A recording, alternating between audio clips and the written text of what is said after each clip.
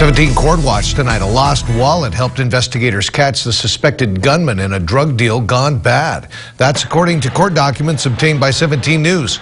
This shooting happened back in March in southwest Bakersfield. The documents say Darius Poole and Amion Oliver were in a car at Stone Creek Park with the victim, Joshua Rocha, and a fourth person not identified. Poole claims the fourth person grabbed Oliver after an argument. This is according to court documents. That's when Poole shot Rocha, and then the two escaped, running through backyards on Whitegate Avenue. Poole says they fell into a swimming pool and he lost his wallet. Police found that wallet along with Oliver's shoes. Both men were arrested the next day. They're due back in court in July on murder and robbery charges.